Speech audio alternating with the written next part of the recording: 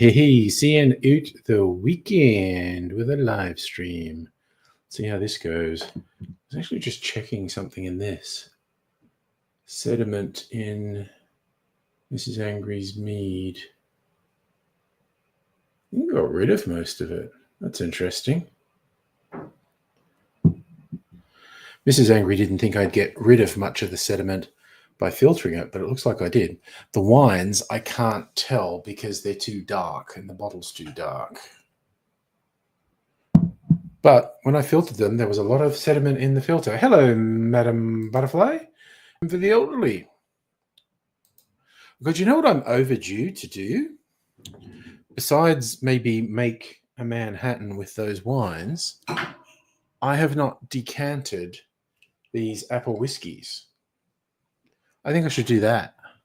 Because I've done like the first half of the video. I should do a taste test of them.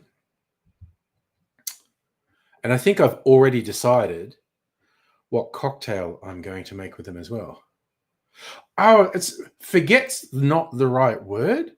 They just got pushed aside by other things. Because I did do the taste test, and they taste friggin' schmick.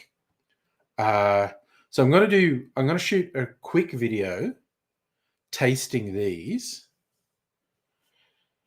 giving the comparative merits of them, because I think they're going to taste very different, and sign off. And then another day, make a video making a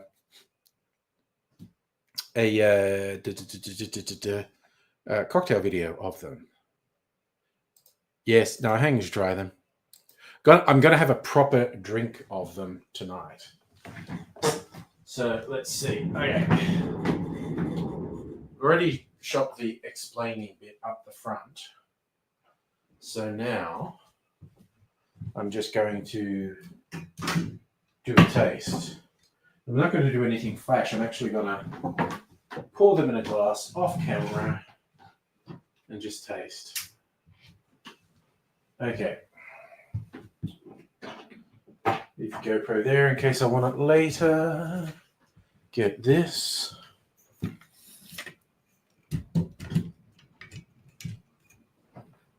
Probably going to get wind noises. It's super windy here. Like bordering on being worried about roofs coming off. I can certainly hear the wind rattling around out there. Okay. Hey, Heine. Mism, how are you doing? Haven't seen you for a little while. Hope you've been keeping well. Just doing a tasting video. I've got a sieve over here. So,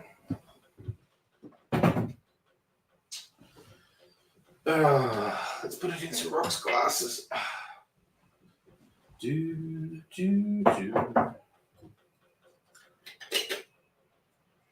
Okay.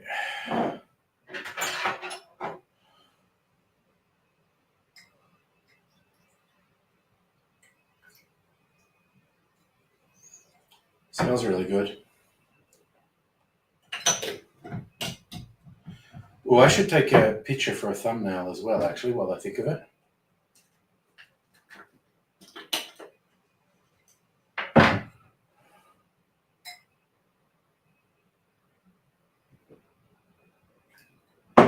Is it the same amount?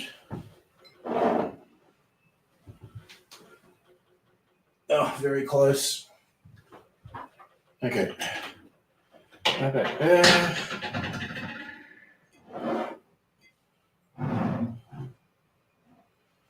Okay. Need to take a quick picture before I start talking.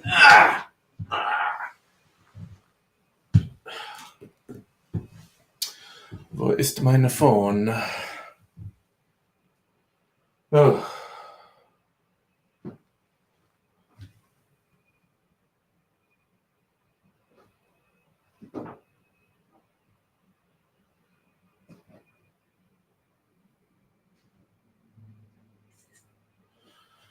Okay, that'll do.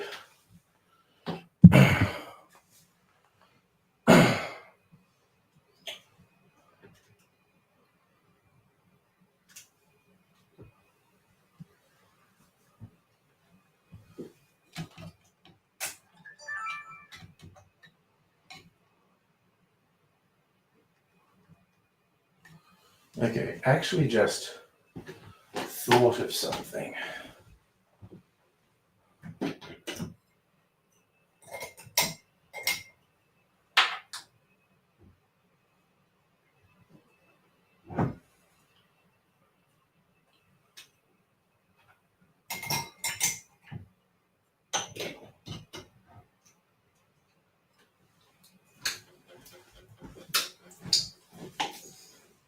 Okay, ready, steady, spaghetti.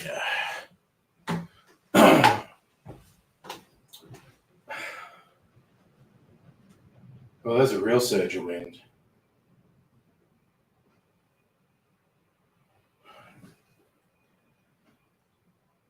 I've left the whiskies in the apple slices and the apple peel for about a week and a half. Very obvious color differences, which is exactly what I expected. The brown sugar apple slices, the whiskey has gone quite brown, be a whiskey liqueur now, and the same deal with the apple peel and syrup. That's picked up color from the apple peel.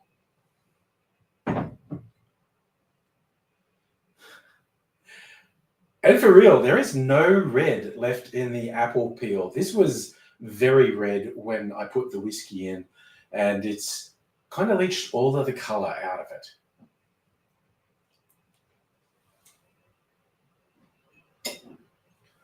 I just worked out what I did. I got to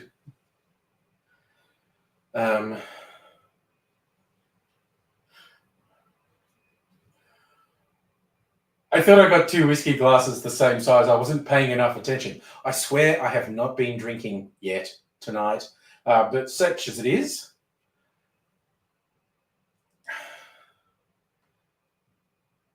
Again, very noticeable differences in colors. I think the brown sugar one is going to be a stronger taste. So I'm going to taste the apple peel one first.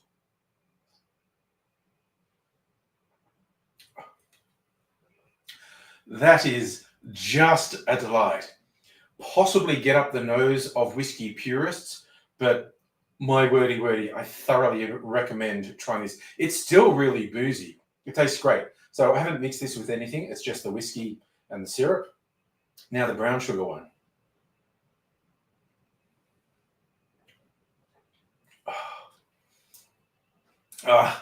That's like an apple pie with cinnamon on it. These are both fantastic. Honestly, I think my default way of drinking these would just be straight on ice.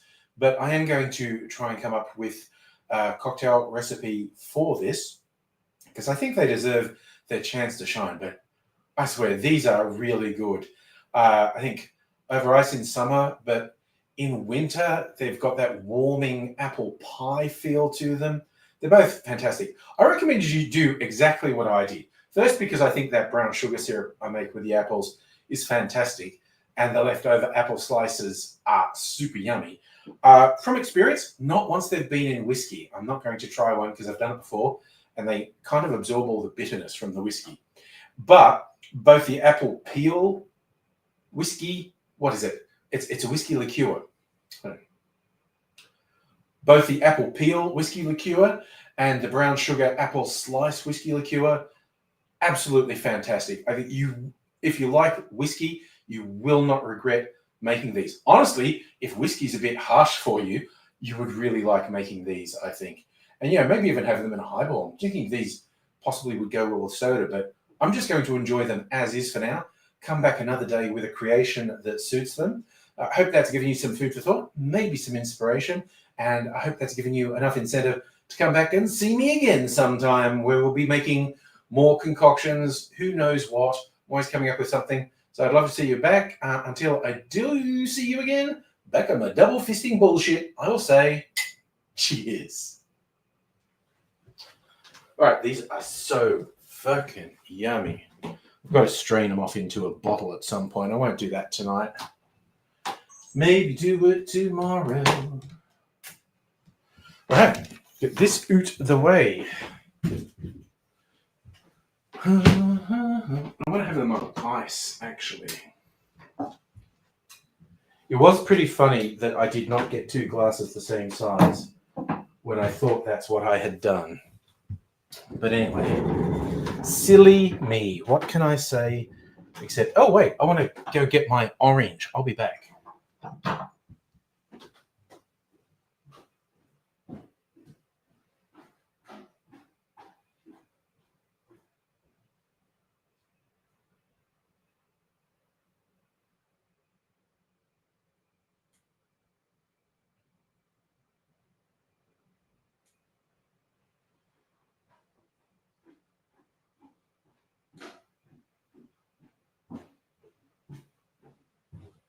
Alrighty, let's frickin' do this. All right.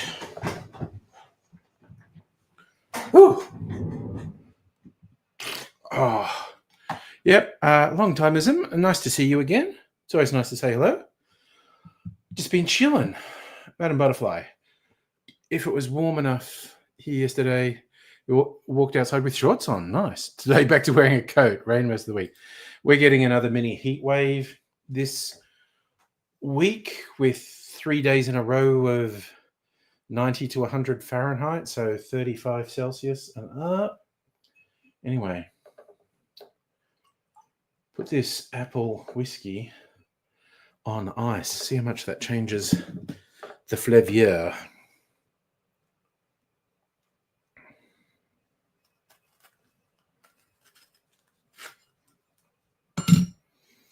Do. Spritz that, put that in there. And a cherry, because I deserve a cherry. Oh, yeah, no, that's actually another good flavor analogy. Apple cinnamon muffins. Yes. I'm going to put my cherries. Turning this into a real dessert. Seriously, where did I put my cherries? What the fuck am I doing? What am I doing with my life? Putting the cherries in places where I can't find them afterwards. Okay.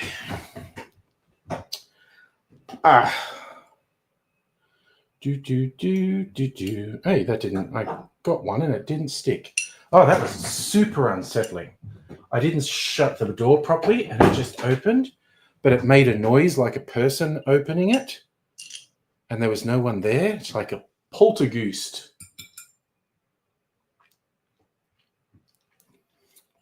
I've been dripping in cherry syrup. Like a goddamn madman.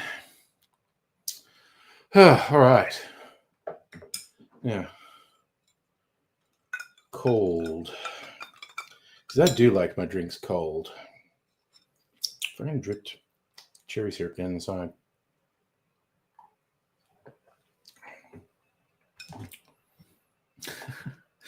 Yeah, I'm not surprised. I think I prefer it on ice.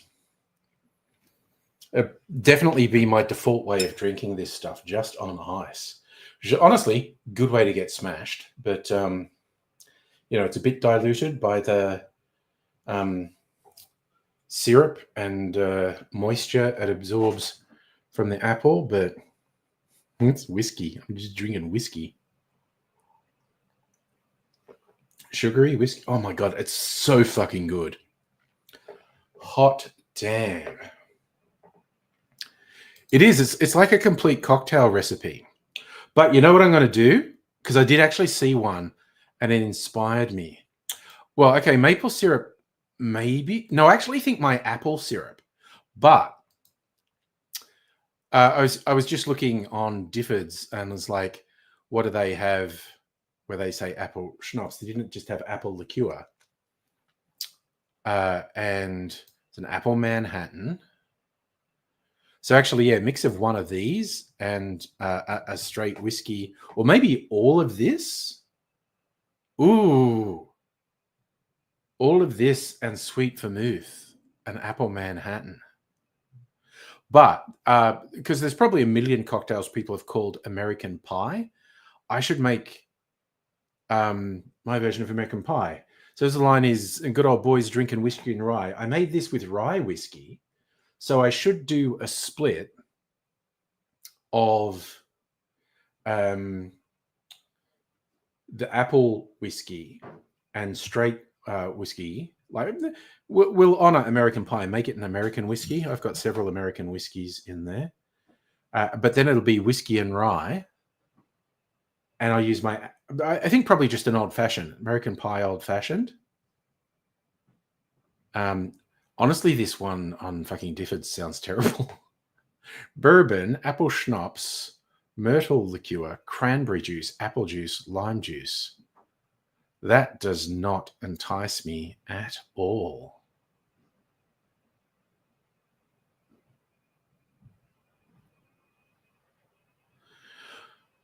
But I think it's begging to make a cocktail called American Pie because it's got American rye whiskey. Oh, yeah, another song title one. Holy shit. Oh, I should. Man, yes. They'll all be within about 2 weeks of each other. A German strudel. I don't have any German ingredients.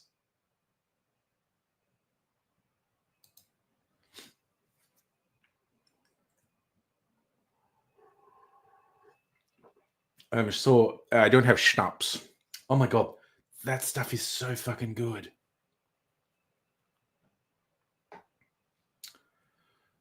Yeah, maybe I should do. In fact, I definitely should, when all these are live, go through my things. What other ones have been song titles? I should do a song title playlist. And I also probably should do a contemporary one. Find out what the kids, and again, not necessarily the kids, but the 20 somethings and 30 somethings are listening to.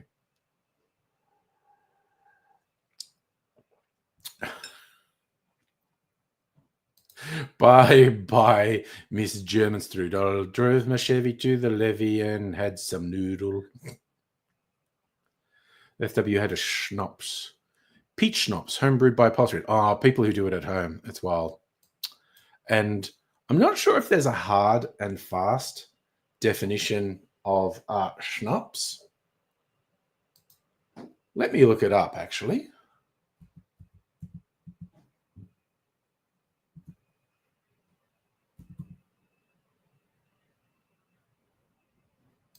Schnapps.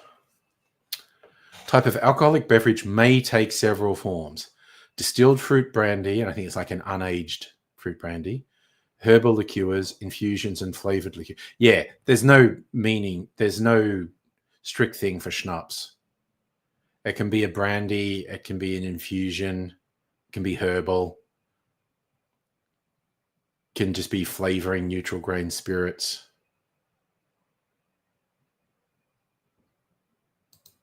So yeah, there's a huge spectrum of stuff that people call schnapps, and they're very unlike one another. All right, time to try the brown sugar whiskey liqueur on ice. Nope, schnapps is not the process. Schnapps is the name of an alcoholic beverage, and you get completely unrelated things getting called schnapps. Did I see? Hosted by Nick Clark. Oh, I saw that you posted that. I did not see it though. Okay. That's another one where they make up lyrics out of cocktail names. Okay. Like that 90s version of tequila that we were listening to the other week, month, whenever that was. All right. What's my brown sugar whiskey taste like?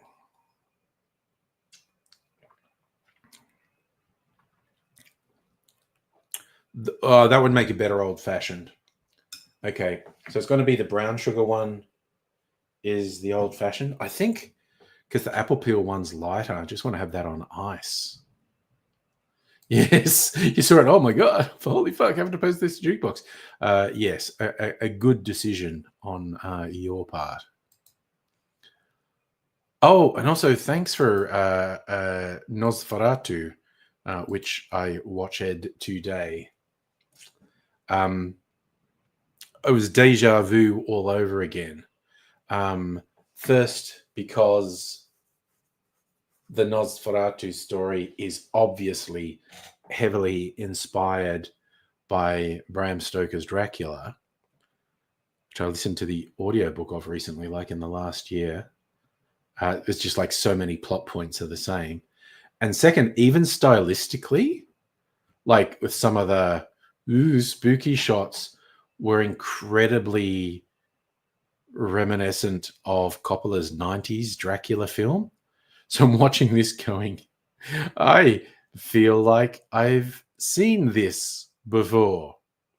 It's really well made, but the number of common plot points was wild. Yes, no, not Schweppes, which I think was probably someone's name. That would be my guess. That's where that comes from. The founder is someone called Schweppes. Gun and Juice by Snoop Dogg. Yeah.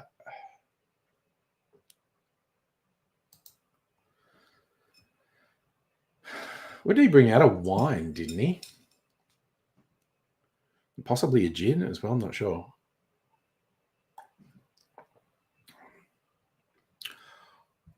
Motherfuck, those are good. Those are so fucking good.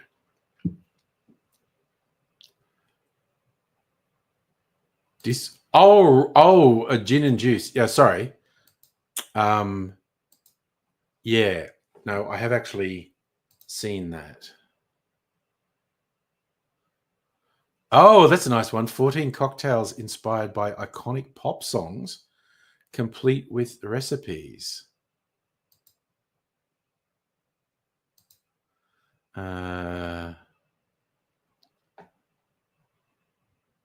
So what are they? Okay, I'm just looking at their cocktails. I'll share screen so you know what I mean. Yes, Schweppes does seem like a German name. I had bacon on a baguette for breakfast because it's the weekend, and that's how I do. Okay, so 14 cocktails inspired by pop songs. Ooh, what's my computer doing? I thought my computer was seizing up then.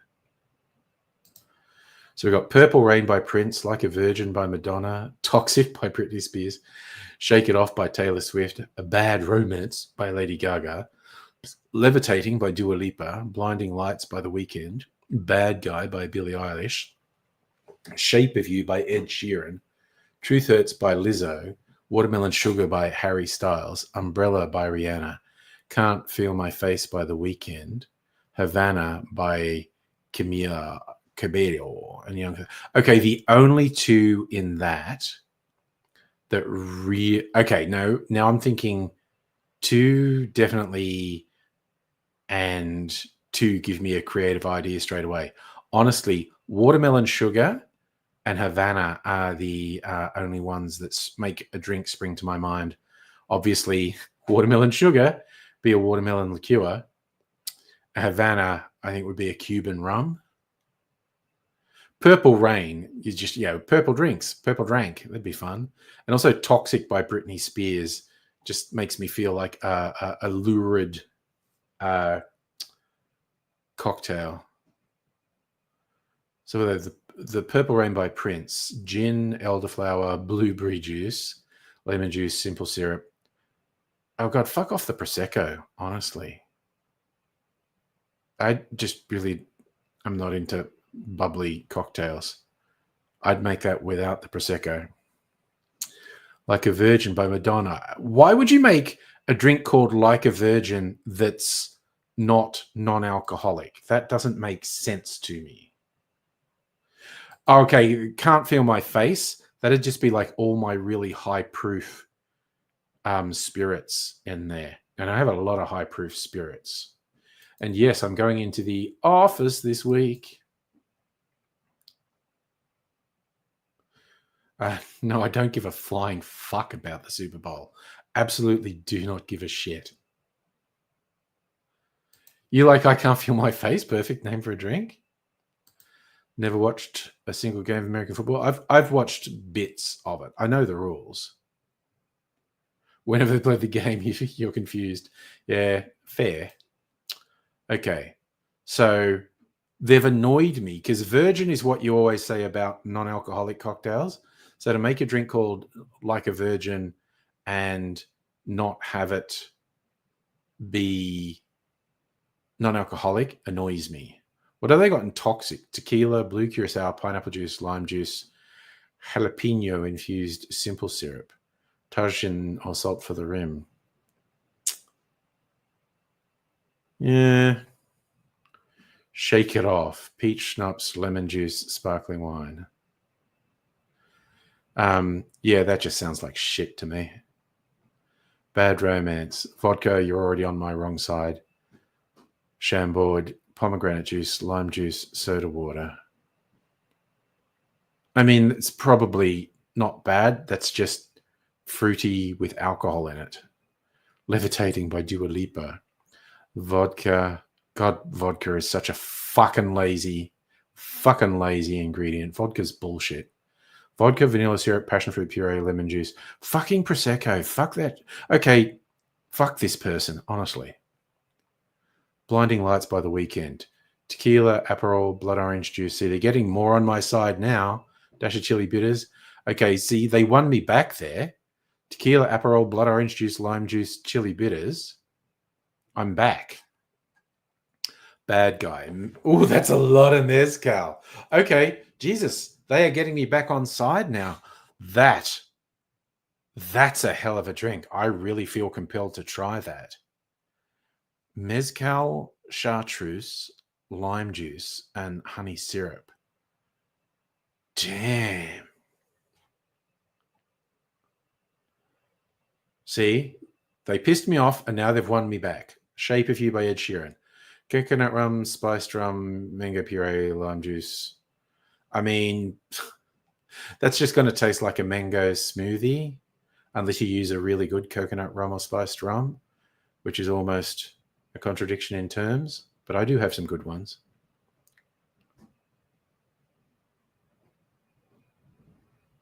Yeah, that kind of feels like a lazy drink to me. Truth Hurts by Lizzo.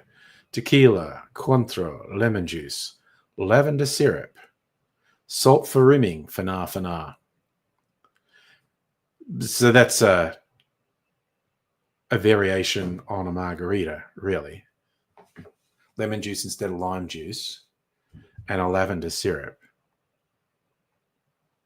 Watermelon sugar, gin, watermelon juice. Okay, see, I fucking hate watermelon juice. Lime juice, simple syrup, sparkling water. Yeah, I mean, fuck the sparkling water too. See, I'm just not into highballs, although I have them, but there's the Umbrella Ella by Rihanna. Dark rum, cherry liqueur, cinnamon syrup, pomegranate juice. I mean, that's probably pretty good. Okay, can't feel my face. Vodka, fuck off. Coffee. No, why is that can't feel my face? Why the fuck is that can't feel my face? Can't feel my face has to have hazmat levels of alcohol in it. See, I don't like watermelon. I don't like watermelon juice. I do have some watermelon liqueur, though. Used to sell fresh juice, Flinders Street. I mean, there's probably a place that still does. I know, that drink's not even strong. That's like, oh, what was that? That just, it was an opportunity. We missed it. See, they've got me offside again now. I mean, like, can't feel my face has got to be, fucking Navy strength gin and absinthe. Oh my God. A martini variation. Yeah, keep it really fucking simple. a martini variation with Navy strength gin and absinthe and get that shit really cold. Yeah, that's my can't feel my face. Havana, white rum, dark rum, pineapple juice, lunch. Okay, probably a fine drink. Super fucking unimaginative, though. White rum, dark rum, pineapple juice, lime juice. I mean, so they've gone from a couple of ones that really annoyed the shit out of me, a couple that were very middle of the road, and a couple that I actually think would genuinely be pretty good. Because I'm an opinionated motherfucker. Dude, write that shit down. Well, we won't forget, or I might forget and you might remember, or, we'll do it. I can't feel my face would be just an absolutely fucking brutal. And I do it with my blue absinthe too, because that would fucking look cool. Like 2 ounces of Navy strength gin, half an ounce of blue absinthe, splash of vermouth, stir that fucker on ice for about 30 seconds. Maybe keep the martini glass on ice or keep the martini glass in the freezer. Yeah. Oh my God. The creativeness is friggin' awesome. Maybe that's what we should do on Friday nights. Friday night is workshop cocktails night. I mean, because I've got more time there. And if I absolutely fuck myself up, I've got the weekend to recover. Holy shit, though. That apple whiskey liqueur is so fucking good. Oh, yeah. Sorry, what's got to be tasty? What one are you suggesting Chambord goes in? I mean, there is a martini variation called the Obituary that has absinthe in it. Oh, yeah. No, that's what I meant. Talk about it during the week, but actually workshop mixing it on Fridays. Yeah, well, it literally is. I can't feel most of my extremities. No. It's really okay. It would be taking a risk to put a lot of, but I'd put half an ounce. Like normally. Okay, well, here's the thing. One of my favorite drinks last year was the tequila mezcal version of that, the Obituario, which I kind of did as a novelty because I thought, oh, that just sounds weird. So it's like 1.5 ounces of Blanco tequila, half an ounce of mezcal. And it's really only like a bar spoon of absinthe. I'm talking about getting a bit crazy with the absinthe and a bit of vermouth. But I mean, like stir that on ice for at least 30 seconds. So then a decent amount of the drink is water at that point. The ones are made for AIDSy. Knock me out of energy within the hour. Yeah. You do have to be a bit careful. Where are we? Discord. Okay. Bit you are you. Okay, the Obituary. What a way to go. A dry what do you call it? A dry martini with a dash of absinthe. Yeah, they're even only saying half a bar spoon. Oh, yeah, okay, you know what I should do with it? Okay. Yeah, we don't want to do anything that makes people overly tired. No, we should experiment. Like, I'll make it with just a bar spoon of, so that's like 5 mils of the absinthe. Mixy, pour it into a glass and taste it. And then just keep adding a bar spoon of absinthe until it's too much. So honestly, 1 bar spoon might be the limit. Um, I think that's how we do it. That's how we dial in, uh, I can't feel my face.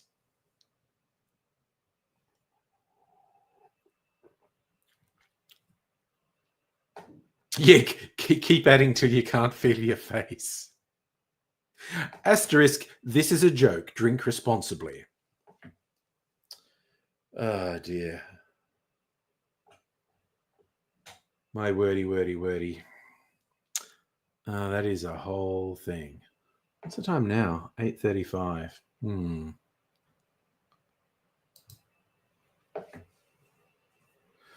Ooh, I might put the absinthe in the freezer.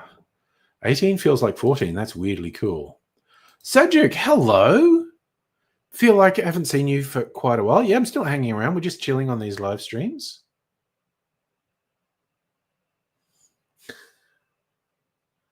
Yeah, thunderstorm. We've just got wind. Yes. If we do that, we wouldn't be here. Yeah, it's really I've got my freezer martini. Like even like that Friday night when I got super wasted because I had 2 freezer martinis and then kept drinking. Really should have, but anyway.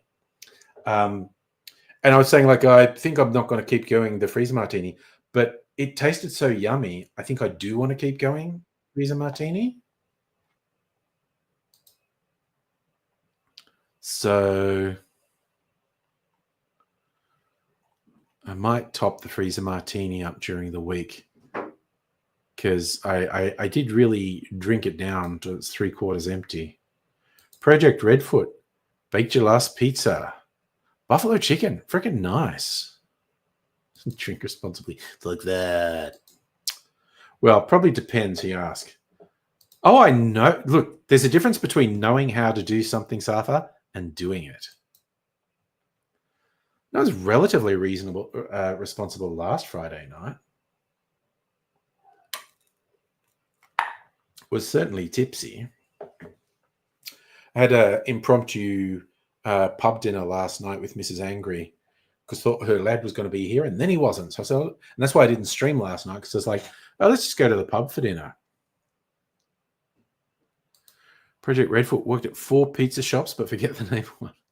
I worked at Pizza Hut. In fast food, I've just worked at the big 3: McDonald's, KFC, and Pizza Hut. Yeah, stopped before midnight. Well, I've literally got this thing. If stuff's not absolutely going off on a Friday, I'll go to bed early because then I go to bed with Mrs. Angry because I'm not going to disrupt her sleep too much. So that's a call I always make on Friday. Yeah, only 1 hour longer than usual. Yeah, it was just a relatively quiet night, and I just thought, take it easy. Govan, hello, how are you doing? Hype indeed. FW worked at KFC for 16 hours when you were 16. I worked there for 4 weeks, I think, and I couldn't stand it. And I was like, fuck it, I'm out. McDonald's for 18 months, Pizza Hut for a year or so. Project Redfoot got a license, started driving food, learned how to be fry cook. All right. It's all good. I think there was an all you can eat. Yeah, there was a salad bar and everything there. They got distracted finishing off the Happy Show. Cool. Did you enjoy that, by the way? Yes, I saw your notes. We were messaging on Discord. Pub was super busy, actually. This is a local pub. It's really busy. And for just a neighborhood pub, they make really good cocktails. I got experimental and asked them to make me not a Manhattan, martini. Wasn't great. The thing is, it wasn't cold. You immediately got me on the wrong foot. It wasn't particularly cold. And I normally make it with a dry gin, get it really cold. And so it's got this really clean taste. This tasted very heavily of gin, of course, because it's a gin drink. It would have been less extreme if they'd stirred it like Yeah, they basically needed to stir it on ice for, I don't know, 30 seconds longer than they did.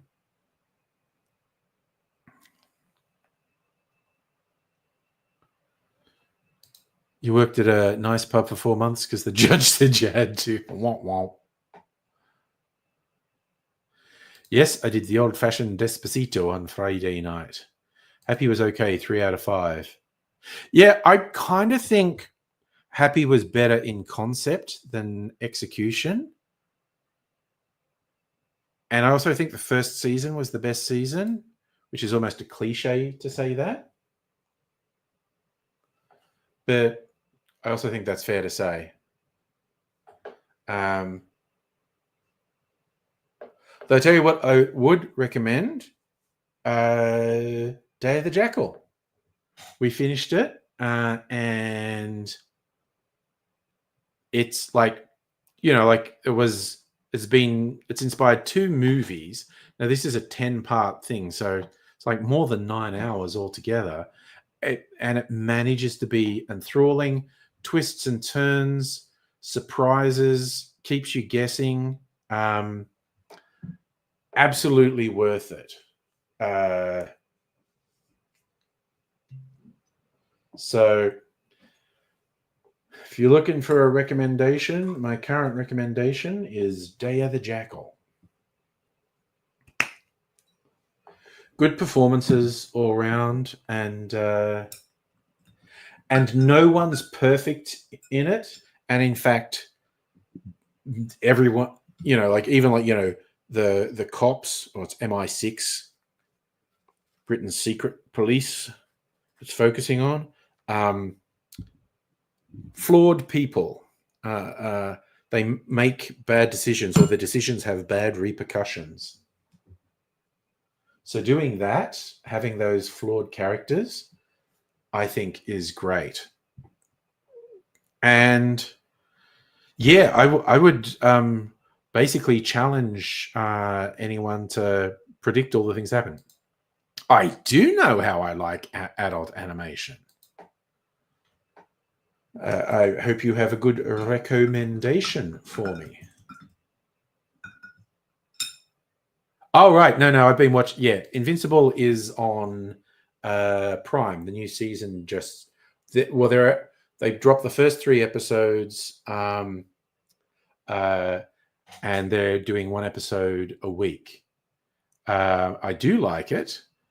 It's based on a Robert Kirkman comic, like from the 90s, I think. It's the guy who created The Walking Dead. That's still his most famous creation, I think. But he's done a shit ton of comics. He's currently working on these ones that are kind of reinventions of Transformers and G.I. Joe.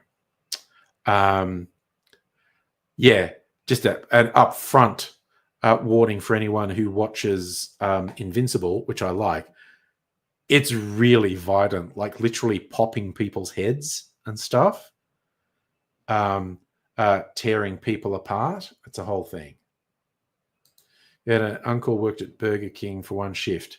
Saw someone do something unspeakable to a Whopper and quit. Also, Safa, just going back to when you said Pizza Hut's not one of the big 3. It was when I was working. The only 3 big fast food chains in Australia at the time were KFC, McDonald's, and Pizza Hut. Pizza Hut, I think, has waned somewhat in the intervening decades, not forgetting how fucking old I am. But it was definitely the big 3 when I were a lad.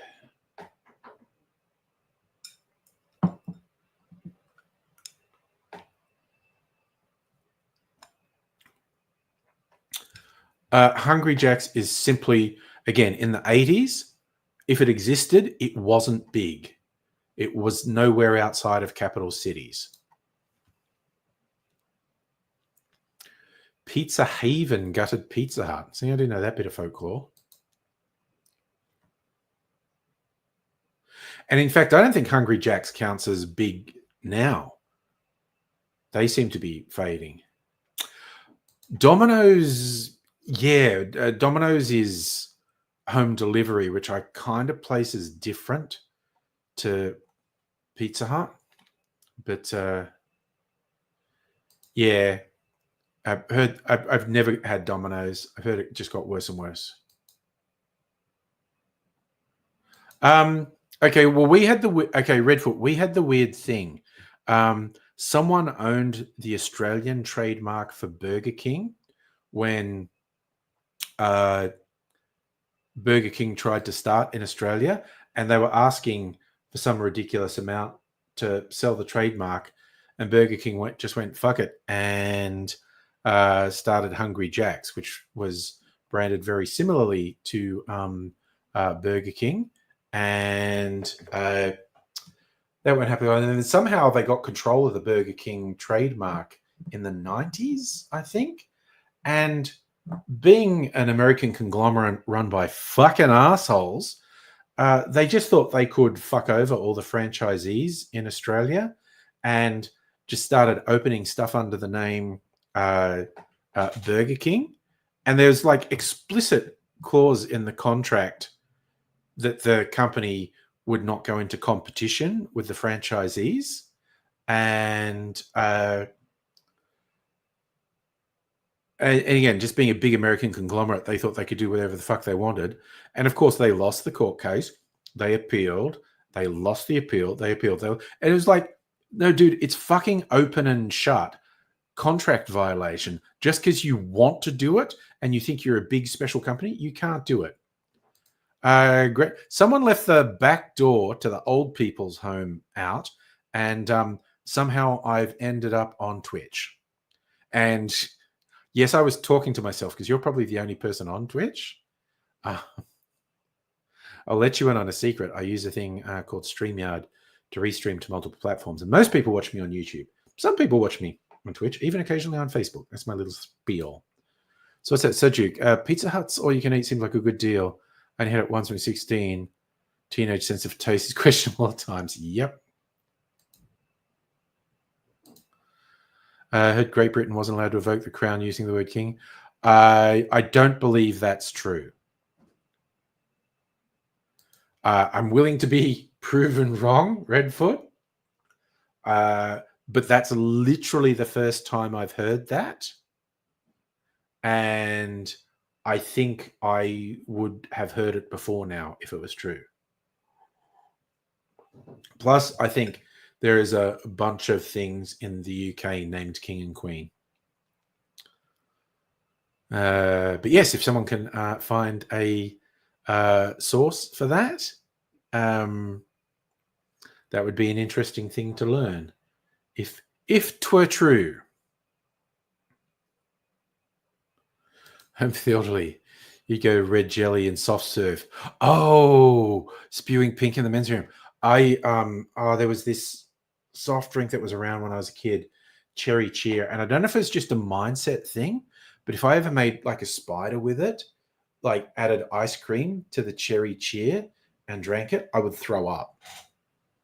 And yeah, and it's just pink when you do that.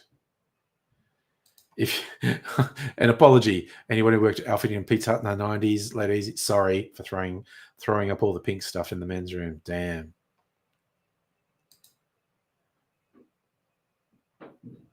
I actually saw that. I saw it was 200. But yeah, Domino's are closing a lot of stores. Yeah, I go to my local pizza places if I'm getting out pizza because there's just a couple of really good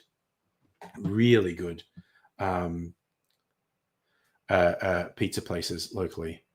Pizza Hut put freedom to Russia. Oh, fucking Gorbachev did an ad for it. I just remember someone doing a meme, and it was from Gorbachev in the Pizza Hut ad, and I forget the whole context, but it's like I think they had a caption with the kid in it saying, "Shut the fuck up, you counter-revolutionary prick. Who gives a shit what you think?" Which was a funny pro-communist meme in my mind. Bearing in mind, I'm easily amused. Yeah, there's going to be a lot of that, Safa, apparently. Domino's just clues in heaps of places. FW, good pizza places here. Oh! Oh, so you're saying they do some that aren't round? Where do I know that does that, actually? Oh, Eto does rectangular pizzas that are actually really fucking yum. I know. Calling someone a counter. It's such a communist insult. Calling someone who betrayed the revolution a counter-revolutionary. It was just silly enough to appeal to me.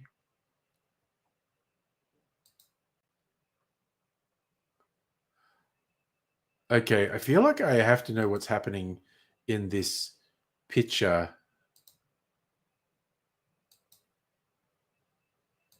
Because this picture at home for the elderly, here's why you never go to Domino's. Okay. So you got to explain what's actually happening here. Because I'm not sure. So this person here is cleaning the roof, but what are they standing on? The counter where the food is? Is that what they're doing?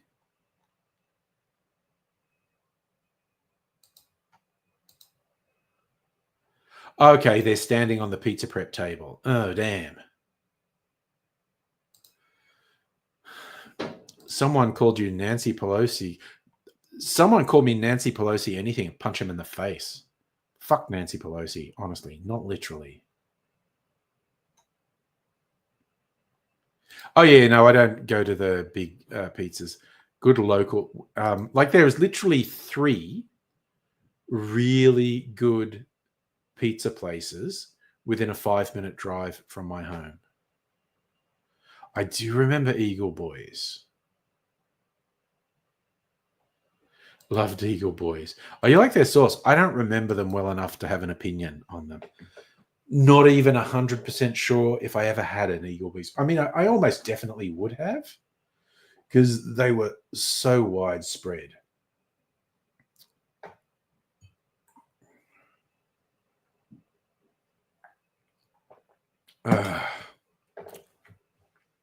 Fucking yum. I'm just finishing off that clarified cocktail. Still got one more serve of it because I have several oranges that I completely peeled. I can make another one with for this week. Favorite pizza was a place in Ivanhoe called Romano's. Okay. This pub is a walk. It's not a short walk, not a long walk. Would be 2 tram stops, 3 tram stops. It would be 3 tram stops if we went on a tram. But we just walked because 3 tram stops is not very far. Was that their slogan? Taking it to a whole nother level. Sergio, Berlin has so-so pizza joints. Make better at-home pizza. Aussie pizza's a heresy. Ex-girlfriend recoiled at putting egg. Came to it, she took a bite. Yeah, I mean, I guess that's usually, if someone says Aussie, it's egg and ham or egg and bacon. You know what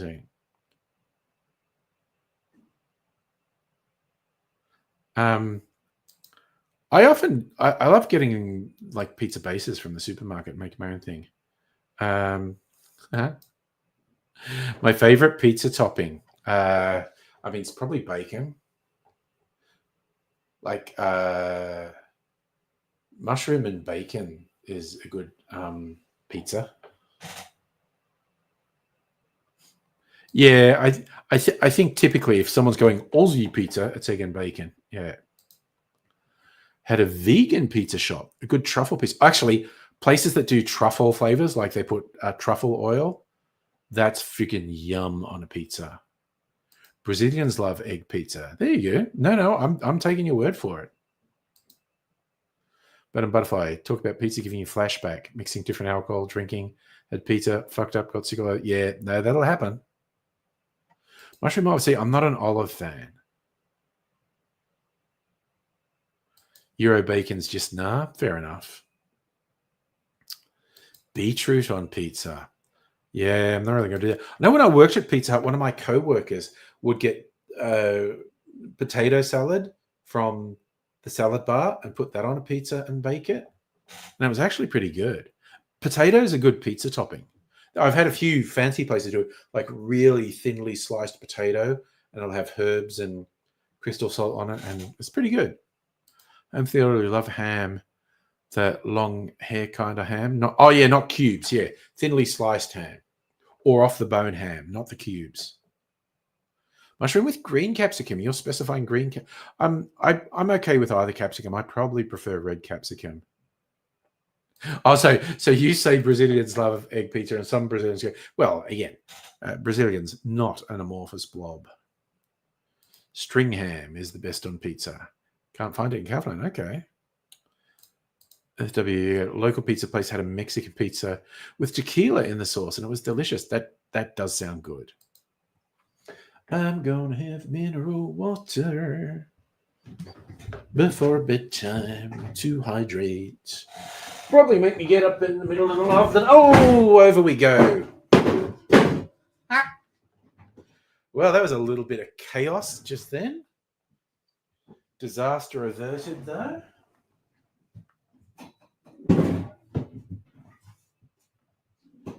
If that had been an average Friday night, I probably would have fallen out of the chair. But because I'm basically sober, I didn't. Brother showed you pepperoni and pineapple. Mum orders it every time. That's actually pretty popular here. Place in Edith, though, would mix spaghetti and lasagna in a pizza and then fold it over. Damn. The place up the road from me does spaghetti bolognese pizza. Can be interesting. Okay, so that was horrible. Okay, this place also does calzone, the folded over pizza. Holy shit, some of them are some of the best things ever. There's one that's feta and garlic, and it's so fucking so good. Yes, it is a weird double dose of carbs, and Home for the Elderly was not a fan. Oh yeah, no, I like calzone, just really good. And like I said, this place up the road does some of the best I've ever had. They've got a few different ones, but yeah, their feta and garlic calzone is freaking awesome. Yeah, you don't want too much in a calzone. You don't want to overdo it. I mean, honestly, that's how I feel about pizza too. But sometimes you get a lot of stuff on a pizza. So, FW, one time you let kids decide pizza topping. They chose green grape, baked, of course. No, you don't want to nuke grapes. You get plasma. Turned out nice. Oh, that's good. This is just making me think of weird things that have been done.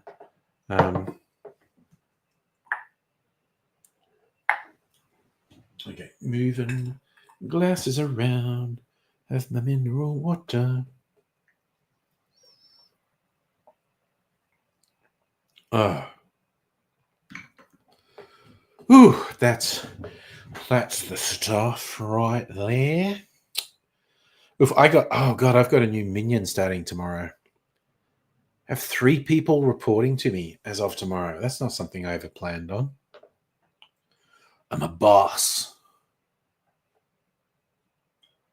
Learn to make calzone. Second job, amazing baklava. Get paid in baklava. I fucking love baklava. I had baklava at the pub last night for dessert. Italian pizza place, best calzone ever. Made their own. Oh yeah. No, when they make their own bread, they make their own dough from scratch. That's the freaking best. Years ago, I learned to. Well, I think literally the definition of pizza in Italy is no toppings, like just the tomato and cheese. Yeah, no, I prefer it to only be a couple of toppings on a pizza, really. Yes, too many toppings on a pizza is like when you mix all your paint together and you get grey. Very good analogy, Home for the Elderly. I like it.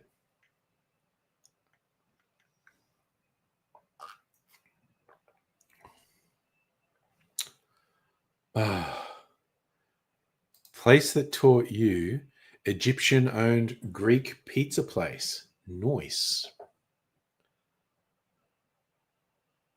Oh god, I remember. I'm sure I've told this story before. I remember getting pizza in London. One of my visits to UK, I'd done a road trip with my YouTube mate Steve, and we got back to London and we're spending a night in a place.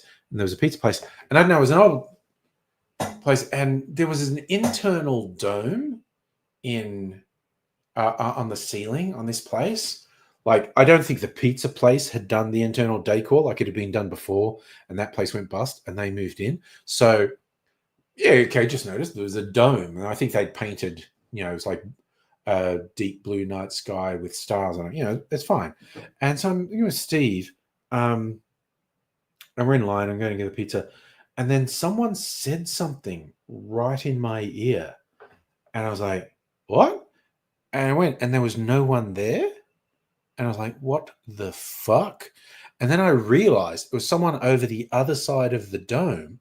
They're talking, and the sound waves are hitting the dome and sort of traveling around and coming back down. And it came down on me, and it made it sound like the person who was on the other side of the room was standing right next to me, talking to me. So friggin' weird. I mean, pretty awesome bit of physics on play, but it was a very weird experience. But a butterfly, I want to try making a pizza while trying. Oh, that's going to end up with injury, is how that's going to end up. Yeah, burning the kitchen down is a big risk.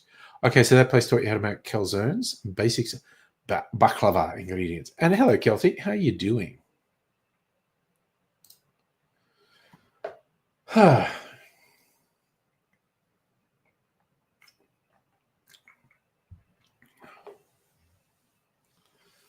Oh, yeah. That's the stuff. Alrighty, so I got things planned for the next one. I think Friday night is I can't feel my face night. I'll try and remember and make that the theme on Friday. I can't feel my face. It's party night. And we're going to make the I can't feel my face martini and keep adding absinthe to it till it's like, okay, that's too much absinthe. So what's that? You learned an easy pizza dough recipe, but they use dirty tap water. Oh, no. No. Oh, too much variation in what comes out of taps.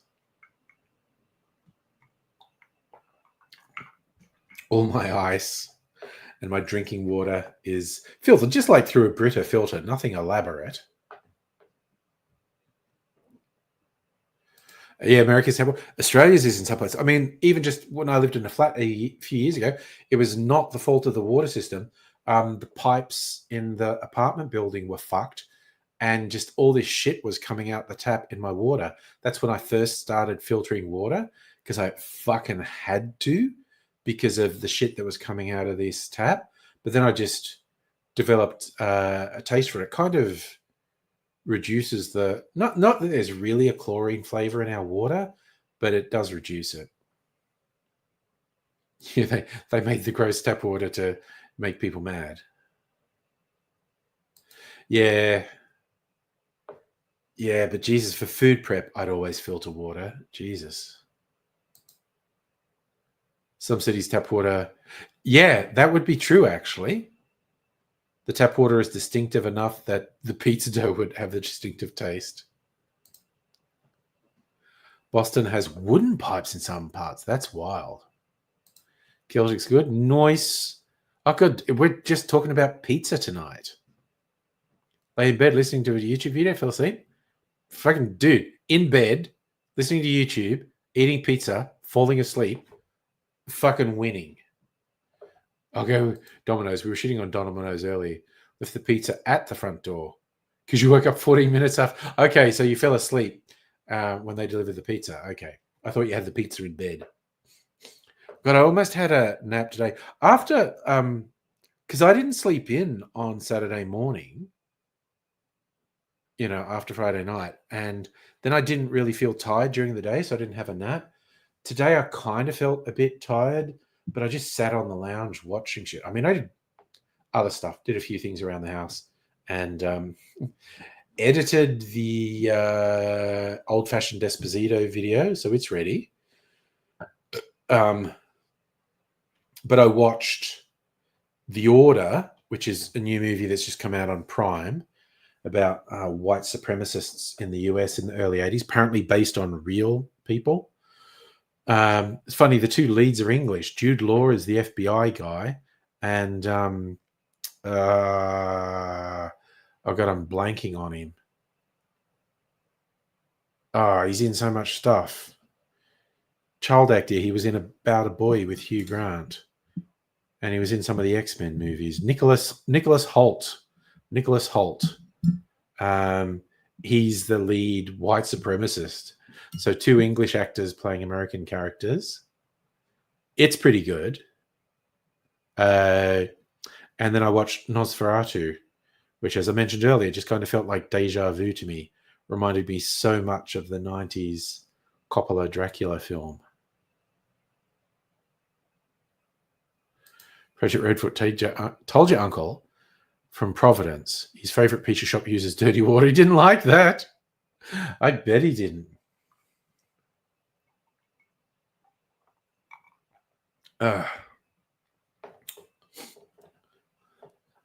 Side note, I occasionally get people claiming they can make clear ice just with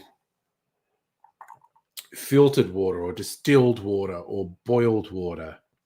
And you can't. You simply can't.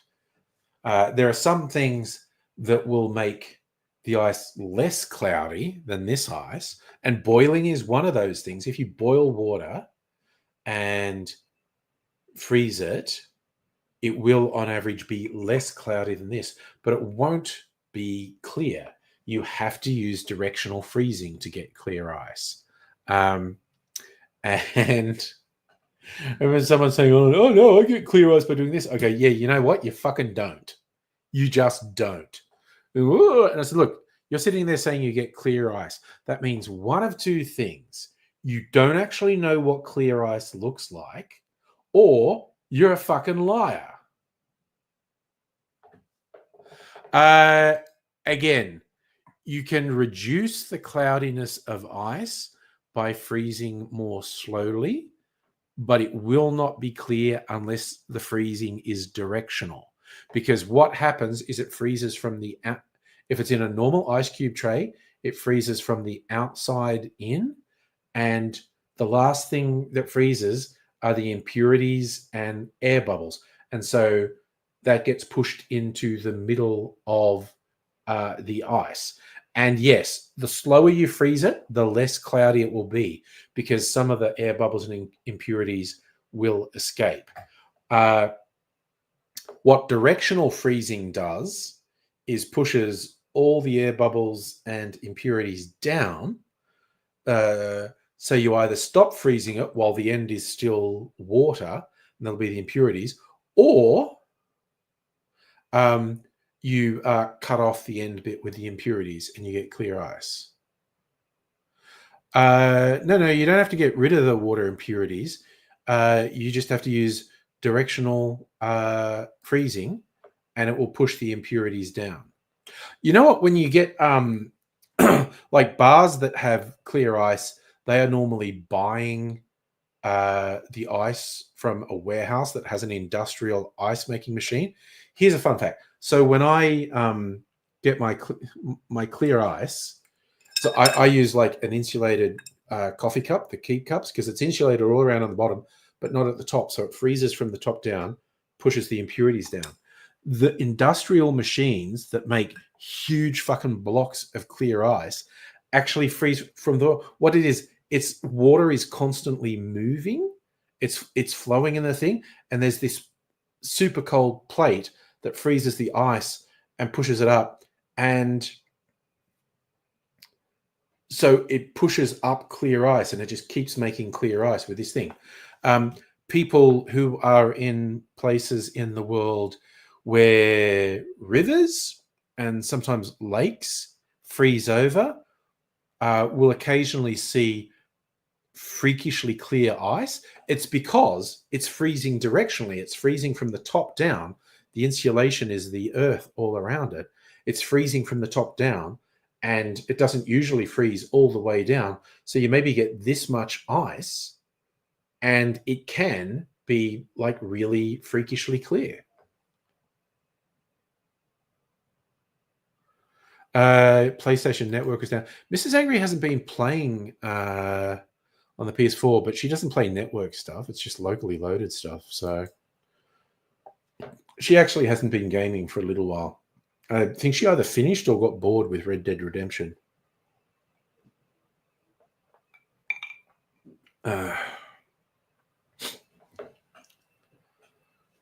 So yeah, it's just a whole thing. Oh yeah, that's another one. Those stalactites that freeze on some roofs.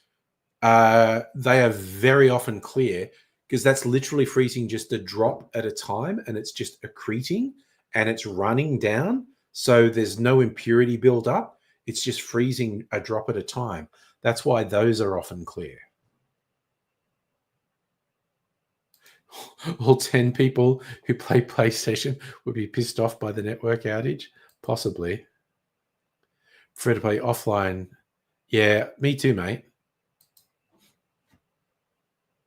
I don't know that I've ever done anything online with it. How many times have I been to the UK? Twice? So my single biggest regret in life is not traveling more. So kids, when you're young, travel lots. Find a way. Work really hard for 6 months in multiple jobs and save a bit of money, and then travel, because you really should do it. Oh yeah, what games are you playing on the PS5, Kelty? As I've said 100 times on this stream, Grand Theft Auto 6. When Grand Theft Auto 6 comes out, I'll consider getting a PS5.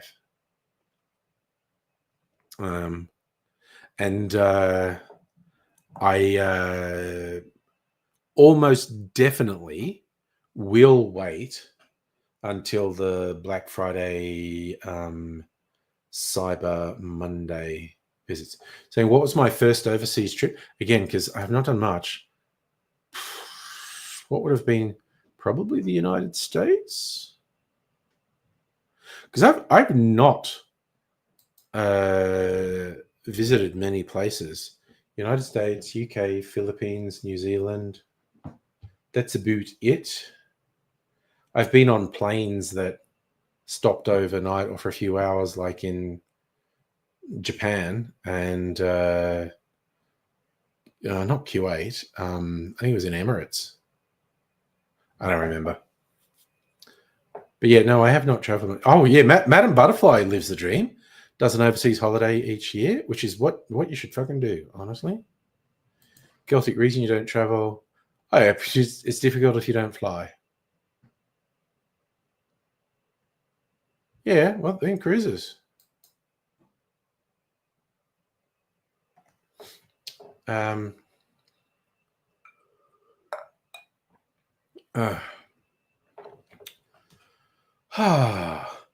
I should have got the new one. I bought a new drink. Me in the supermarket, something's on sale. There's a half price yuzu soda. Yuzu is a Japanese citrus similar to lime. There was a no sugar yuzu soda. Oh, I should have remembered that. I'll try and remember it during the week. Give it a taste test. See what it's like. Cedric, you hate flying, but if you do, go through Qatar. Actually, I think that's where my stop was, Qatar. A little hard for you, one or another. Yeah. No, it was Dubai. See, now I'm remembering.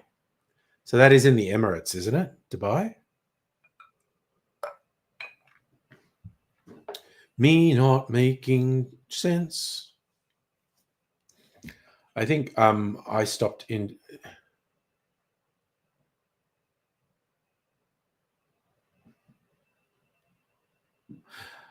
I don't know what EUA is meant to stand for.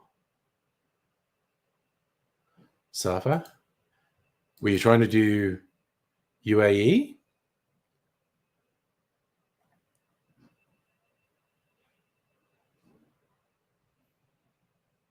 You're watching Disney?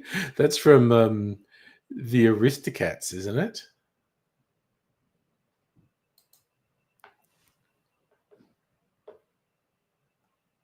Yeah, Dubai is United Arab Emirates. Oh, fuck yeah, definitely.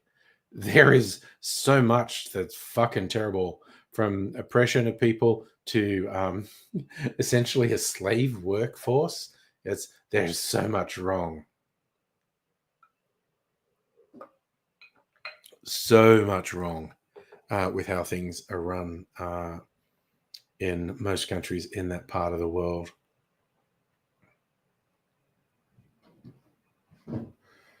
Man, that wind is keeping up outside too. And that is true. Lots of Aussies travel to Europe. You know what they could convince me to do? Like a fly to Europe. I'm not really into the idea of open ocean cruises, but in Europe, they do these river cruises. They have these sort of luxury barge things. And because you go down a river in Europe and it's completely changing every 5 minutes. And, every couple of hours, you're in another country. Mr. Ice on Twitch, can I play Pac-Man? Back in the day, because I'm super fucking old, that was one of the most exciting games to play. Ooh, even PlayStation games. Valkyria Chronicles 4. Okay. I think you'd have to be in the super first class one to pay 12,000. But the super first class on those river cruises is over the frickin' top. Like, I've seen some videos. It's really over the top. Where could I'm a sucker for Europe, honestly. I would just love Western Europe, France, Germany, Italy. Absolutely where I would want to travel. Cedric, the river cruises seem okay. Like bike riding along the Elbe is dope in summer. Berlin to Brandenburg. Oh, nice. Recommended bike ride. Excellent. I actually had a friend do that. The guy I worked with years ago. And he was a cyclist and a motorcyclist, but he cycled mostly around Germany, but a few other places as well. He really liked it. You do Europe, Central Asia, yeah. What's wrong with most of Eastern Europe? Weird totalitarian shit, basically.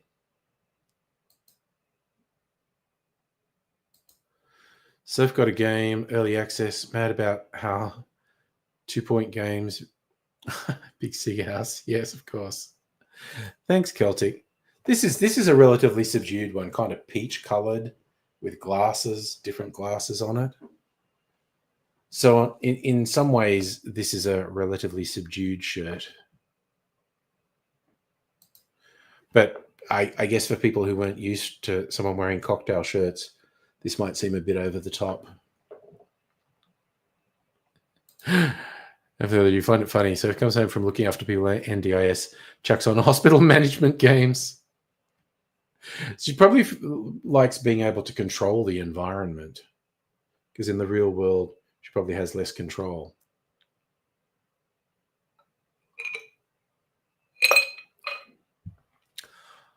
I think South Korea would be interesting for you, actually. There's a lot to recommend about South Korea. There's also some weird shit there, but there's weird shit everywhere. But yeah, I think South Korea could be a good one for you. I tell you what I liked in the Philippines. I didn't go to any of the stereotype beaches, but I'd like to. Those beaches with the absolutely white sand and the crystal blue water, they just look so beautiful. But I haven't been there. But we went to the mountains, which is not a thing a lot of people do. Okay, so Philippines, the tropics, everywhere is humid as fuck and everywhere smells like rot. Even clean places smell like rot because all the vegetation is rotting. You go to the high country, go up into the mountains, you get above the humidity, and it's absolutely beautiful. And it's just way more temperate. It's not as brutally hot as down at sea level. But yeah, the mountainous areas in the Philippines are great. Would I go to North Korea? No, for a number of reasons. One is I just don't think you're allowed to. Second is it would just seem exploitative if I did go there. Oh, yeah, Trumpanies. I'm going to turn Gaza into the, what did he say? The Riviera? Oh my God, Gaza Largo. Oh my God. He's such a piece of shit.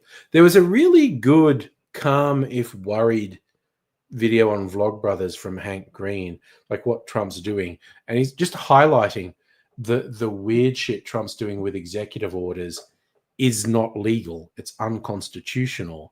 And so while it sounds really dramatic, oh, he's banning USAID, he's banning this, he's banning that. The president actually can't unilaterally make laws or overthrow laws. It literally doesn't work like that. Congress has to enact laws. Now, a slavish Congress with a Republican majority might just wave through things Trump wants wave through. Who knows? But yeah, Hank did a good job of really calmly, if slightly worriedly, saying pretty much everything Trump's doing is unconstitutional. So who the fuck knows what's going on?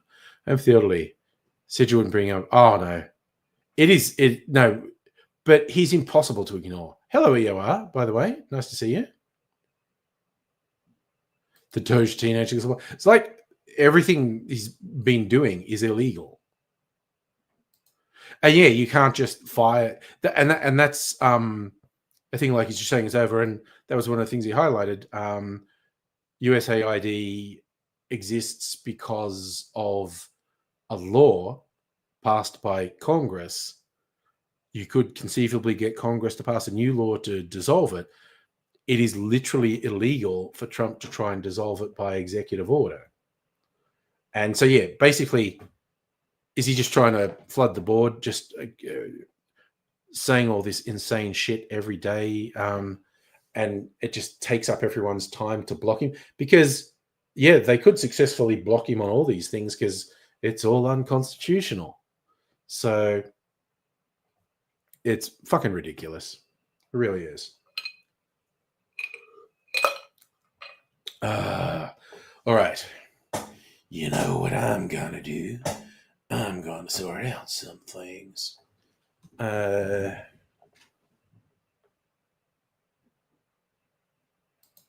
If by Capitol Hill you mean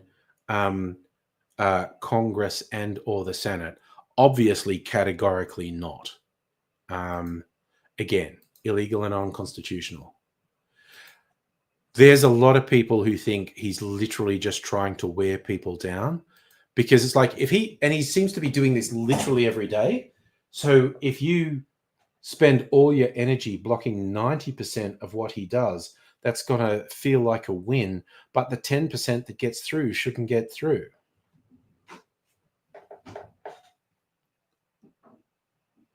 So it's absolutely incredulous what's going on. Oh yeah, no, it's very worrying. Yes, you had a problem with the far right doing well in some elections as well, and Elon Musk saying they're awesome.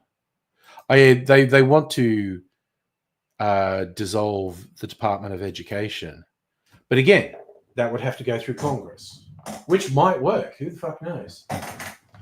Keep them stupid. How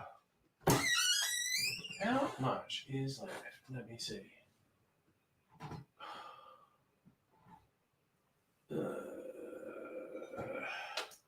It's old-fashioned because I've got an old-fashioned.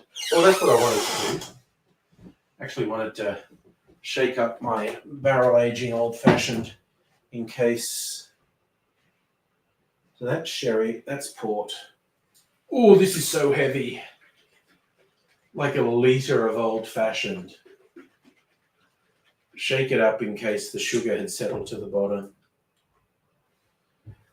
Oh, I think that's going to taste awesome on, say, Friday when I decant it.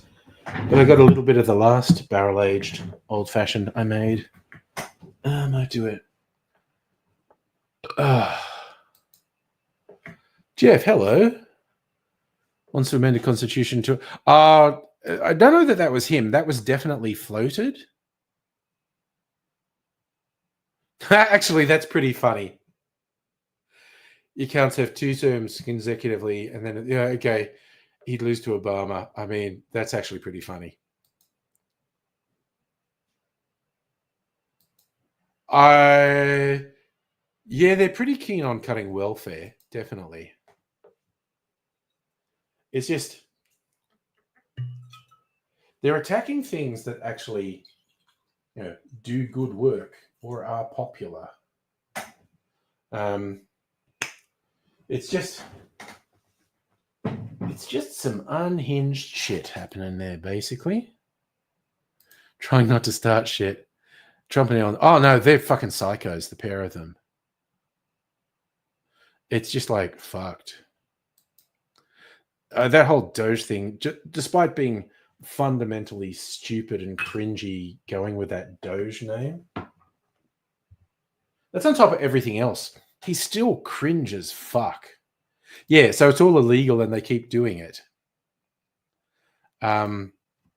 Which is friggin' wild. But yeah, a lot of this does seem intended to overwhelm people.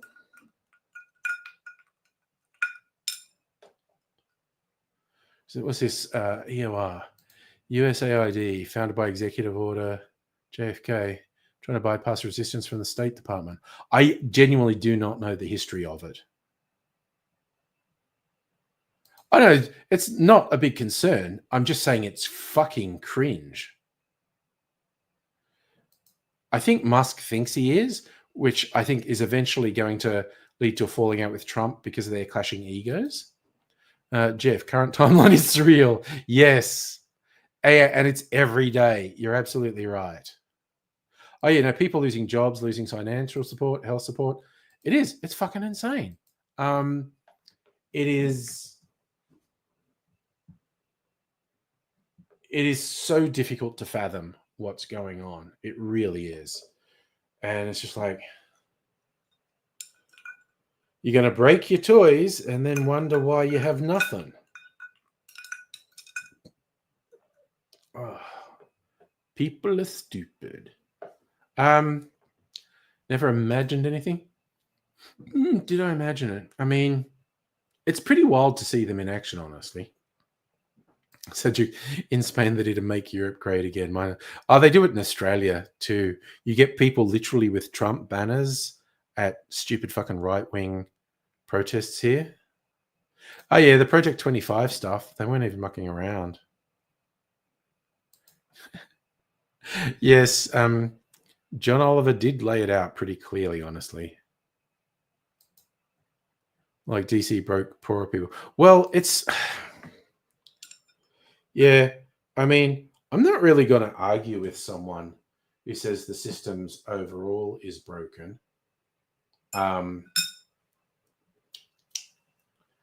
But self-interested, extremely privileged people fucking up everything for everyone on the assumption that they'll make out big in the end is pretty fucked.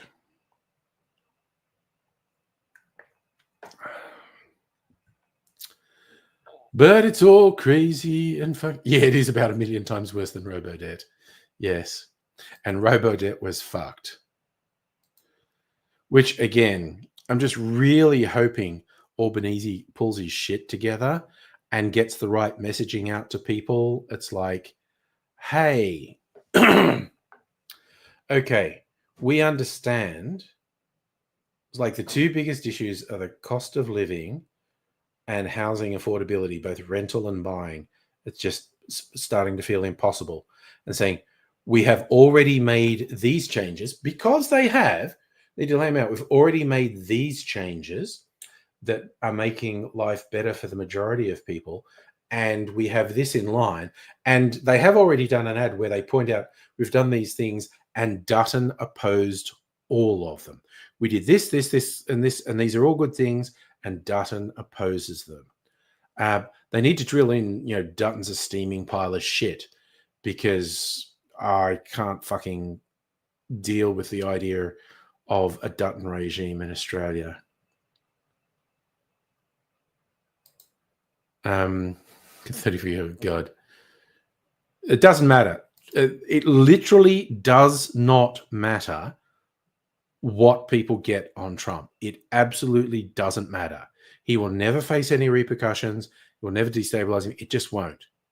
Prove me wrong, universe. Prove me wrong. You like the messaging today with Albo. Yeah, but they just need to be down the line. Yeah, and Dutton's nuclear thing is absolute horseshit. Yeah, and Dutton wanting to reintroduce taxpayer-funded lunches for the high end of town, for fuck's sake. Yeah, and they did actually improve the plan for the stage 3 tax cuts, but they've probably done enough. They just need to just bang the message in that, we hear you, we're doing this, we have these planned, and Dutton is going to do fuck all for you. His nuclear plan is absolute horseshit, and he just wants to destroy workers' rights and give tax breaks to the already too wealthy. That's all he's got. Oh, okay. EOR, I will explain.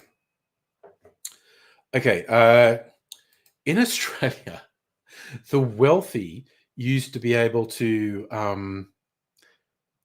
like CEOs, high-paid executives, used to be able to get their company to pay for almost everything, like their car, all their food and entertainment. Like they'd have a company credit card, they get lunches and dinners and whatnot. Their car, their home, like their mortgage would be paid for by their employer. Their kids' private school would all be paid, and none of that would count as the executive's salary. So they would be in a much lower tax bracket because 75% of what they were earning was being paid for by the company. So they, someone who had an effective income of $500,000 a year, on paper, their income was less than $100,000 because their employer was paying for everything. And in the 80s, the Labor Hawke Keating government introduced what they call a fringe benefits tax. And it was essentially like, oh yeah, companies, anything you pay for your execs or employees, we're going to apply a tax to it. So it no longer was as financially viable for them to do that. It was basically a massive tax dodge. And that loophole was closed. A conservative opposition leader who wants to be our next prime minister is basically explicitly wanting to bring it back.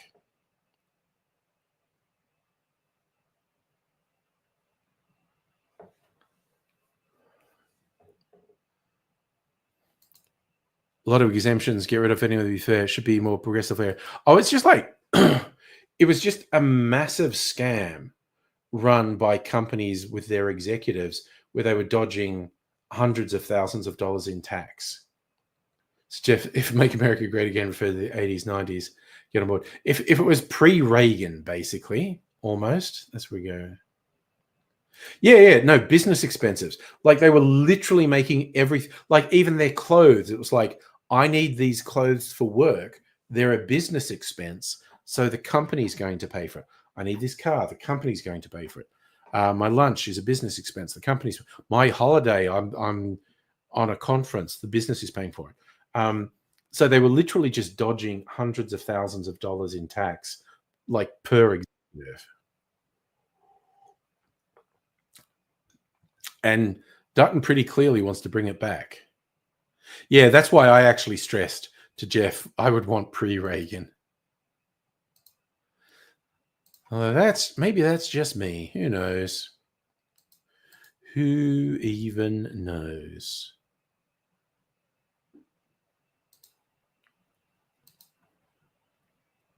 You work for a French company. Tons of weird benefits. That's amazing. So, yeah, the French work environment is very different to ours, certainly. Was it literally? I'm trusting you on this, EOR. It was literally 1980 when Reagan got elected.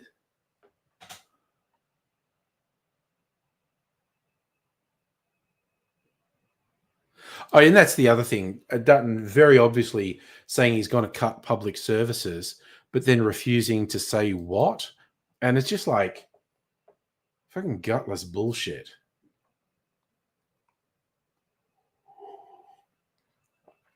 Yeah, Carter in his one term. Oh, that makes sense. So Reagan was 80 to 84, 84 to 88. Bush won 88 to 92. Clinton 92 to 2000. W. Bush 2000 to 2008.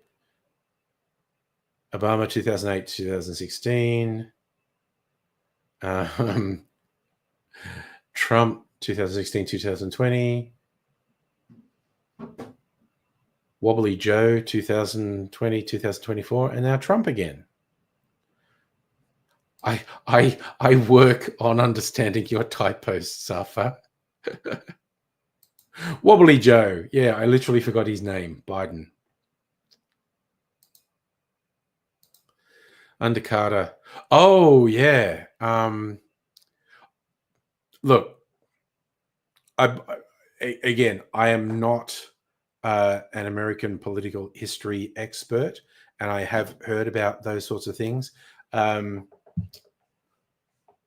Honestly, when you critique either side of politics, it's usually an unsubtle critique, and it's usually missing important stuff. Because that's just the nature of political arguments, really. People they cherry pick and go, well, I can see this, this, and this. That's clearly bad. And most of the time, no matter which political side is in it you're talking about, when people get into arguments, it's usually quite surface level and you're not getting the full picture. But that's just us as people. I feel like that's just how we are as people. Trump's not going to run again. He'll die of old age and being unfit. And again, my God, the chaos if he were to die in office, which honestly, again, given his age and how out of shape he is and everything, that's an even money bet that he dies before the end of this term, quite honestly. That's 50-50, maybe not. The chaos that would ensue because the whole MAGA thing is so tied up in conspiracies and insane bullshit. People would absolutely go with the deep state murdered him. And honestly, maybe there's people who are plotting. I don't know. Do you want to do the tip? I thought you were talking about movies for a second, but no, it is actually in kind of poor taste. Oh, excellent question. That's why I said no Deadpools. Yeah, I don't think either of them's long for this world, quite honestly. But who knows? I don't know shit. Oh, well, obviously they'd go to JD Vance, yeah, but even with that, I think he'd whip up conspiracy shit because he's a soulless little fucking gremlin. Celtic spoke to some Mormon missionaries. Told you about a guy I spoke to, told them they belong on church. It sounds a lot like VD. That literally sounds like they ran into VD. It really does. Oh dear, that boy, that boy, that boy, that boy. When is he gonna get his shit together? Honestly. That's just the way it goes. But yeah, it's crazy time. Crazy. That was my very bad Manuel impersonation, which was a, a questionable stereotype. Actually, I don't think it was that mean because the guy. Okay, I'm not even explaining myself. Faulty Towers, old English sitcom from my youth. John Cleese, possibly a high point for John Cleese, but honestly, Cleese has had a pretty fucking amazing career. Um, that's maybe his high. Actually, probably in terms of his profile and his high point's probably A Fish Called Wanda. Yes, I speak English. I learned it from a book. I don't think it was that mean, actually. I think Manuel was done quite sympathetically, although the guy plays him was English, not Spanish, and was putting the whole thing on. Oh my God, have you not seen Faulty Towers? Okay, I would be very interested if you got a whole of it. And if it had dated you're talking about Funny Show Anyone Sees It. I think it was actually like there's only about 8 episodes in total of Faulty Towers, and I think it took 2 years for them to all come out. If we're going with the rewatchables thing of the high point for someone in terms of profile and being able to get gigs and stuff, I think Fish Called Wanda on an international level would have been John Cleese's high point. That would be another one I'd be really intrigued if you watch it if it's aged well. Yeah, Manuel was pretty fucking level-headed next to Basil Fawlty. Sergio QMS 35 saw it recently. I just saw it repeated endlessly, honestly. Yes, yeah, 2 seasons. It took 2 years for it to come out, but it's only about 8 episodes in total, I think. Yeah, it's very funny. Lot of physical humor. Not very subtle. Faulty Towers not very subtle. All about Basil losing his shit most of the time. But oh god, it got repeated so much when I was a kid, and I fucking loved it. Heidi, you think it's 12 eps? Okay, we're on the interwebs. Let's look it up. Faulty Towers. Jesus Christ. It went from 75 to 79? 2 seasons. Okay, I'm going to look up its Wikipedia entry. Okay, 4 years apart, the seasons, 75 and 79. Okay, Heine's right. 2 seasons of 6 episodes each. So they made 1 season of 6 episodes in 1975 and another season in 1979. That's fucking wild. The idea of Faulty Towers came after Cleese after he stayed at the Glen Eagles Hotel in Torquay with the rest of the Monty Pythons.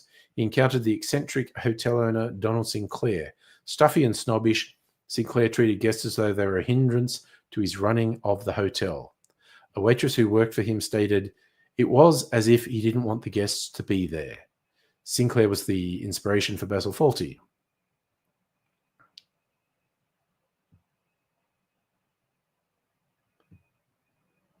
Okay, list of episodes.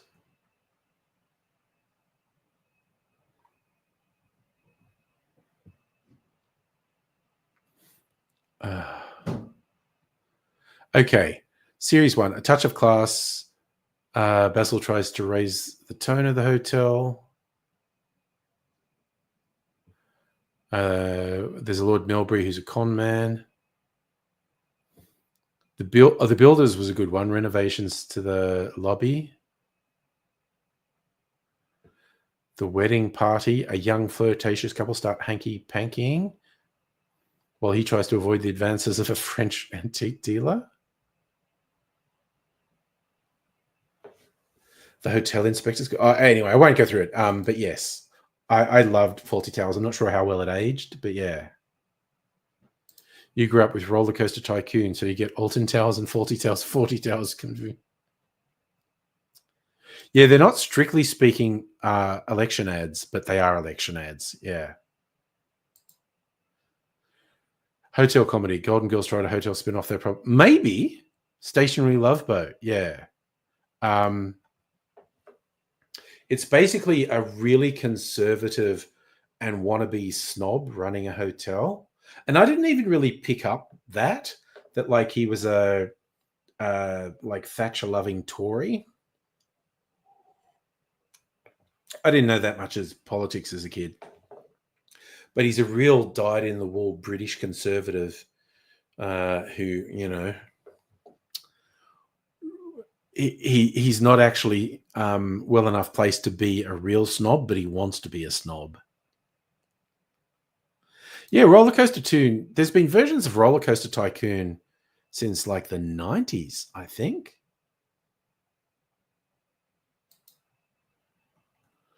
I've never played it, but you know, it's one of those busy games where you have to build things. It's like the friggin' Simpsons Tapped Out was. Speaking of which, I probably need to uninstall it from my phone. Will that free up space?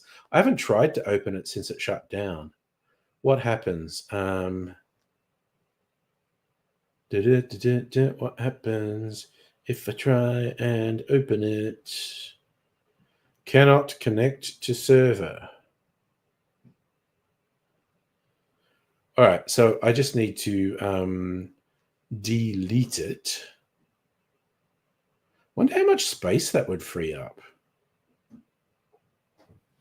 I'm just gonna, I know this is scintillating viewing, me trying to work out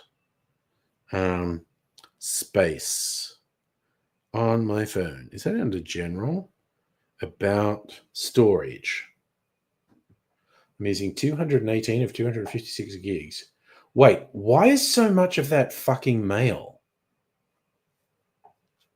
Oh my God. Save, no, that videos and downloaded media, that's only like 2 gigabytes. Mail is apparently 100 gigabytes. What the fuck is going on?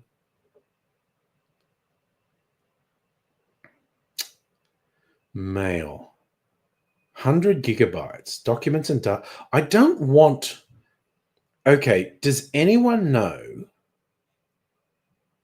I don't want the phone to store 100 gigabytes of mail data, but I don't want to delete it from the Gmail servers. It seems like it's auto-saving the mail.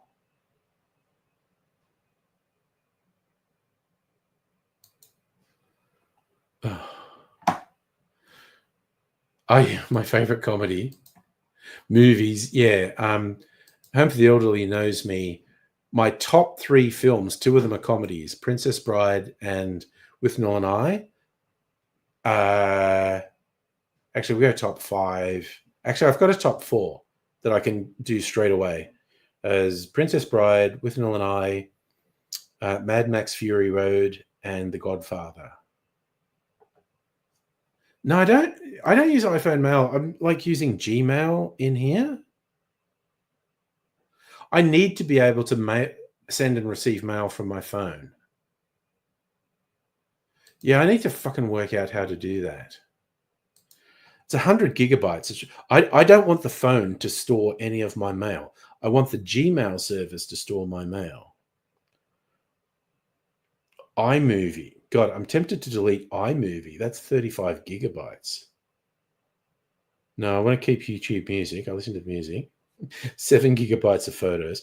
Okay, there's Tapped Out. It's 3.5 gigabytes.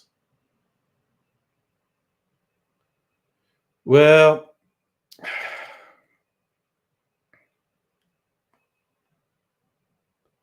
let's uninstall that shit. Delete. That's a relatively short. Okay, what are they saying in mail? Delete app or offload app. Offload will free storage used by the app, but keep its documents and data.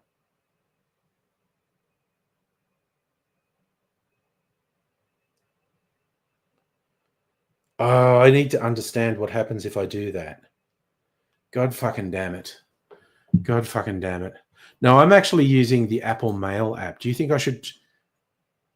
But I've got multiple accounts and it's a real fucking pain in the ass to swap between them in Gmail. No, I never had a BlackBerry.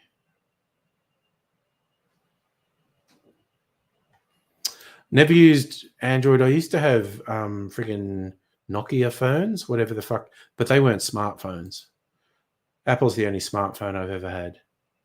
This specific phone I've probably had for a couple of years. It's God, what I always talk about this and then I forget. It's a couple of generations old. This is a 13. What are we up to? A 15 or a 16? This is a 13. I'm not one of the ones who slavishly updates it every year. Yeah, Aunt helped you delete a lot of stuff. Okay. It's up to the 16. So is the next one going to be the 17? Maybe I am due to replace it. I haven't really had any problems with it. But we shall see. You had a 6, now you have an 8. Damn.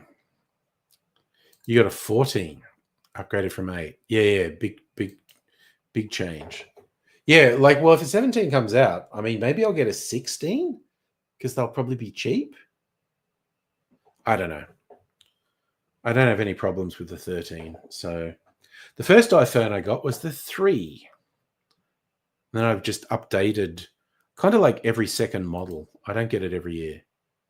You like Happy Gilmore, but haven't watched comedies in ages. That's true. Sometimes when you go back to something, it's not as funny as you remember. I know that's the thing Apple got caught out doing, deliberately degrading battery life. I haven't noticed it being a problem, really. Yeah, I mean, a Nokia would last for days, but then again, it didn't do much except make and receive calls and texts. You could play Snake on it. And I did enjoy playing Snake.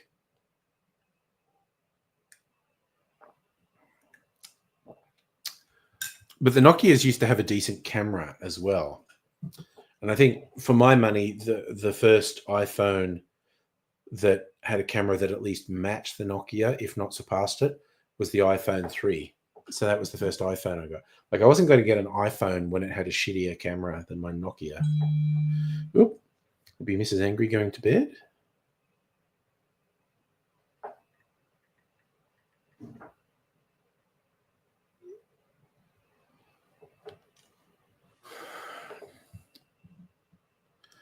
I think Androids have battery issues. I don't know anything about them. Battery set to only charge to 87. I normally just manage it manually. I try to stop it before it hits 100 because people say it damages battery life if you let it go past 100. I don't know. Oh, no, I'm not into non-smartphones. It's 10 minutes early. You got a 15, but you get 17 when it comes out. Well, there we go. Because I got a 13. Maybe I get a 16. I don't know. EOR, you had Elder Scrolls on your flip phone. Damn. Skyrim Dawnstar wasn't a huge castle. You're pretty disappointed. Damn. You've only used Androids. There you go.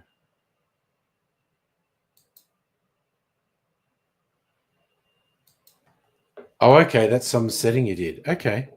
Yeah, I get it. No, I get what you're doing there. Do I have any foreign currency? I actually found a bunch of foreign currency. I had a little tin and I was like, what's in here? Rattle. And it was a bunch of foreign coins. And I think I found a £10 note in a thing. Yeah, that's worth $20. Oh, you actually can't get out of that setting. Okay. Oh, that's weird.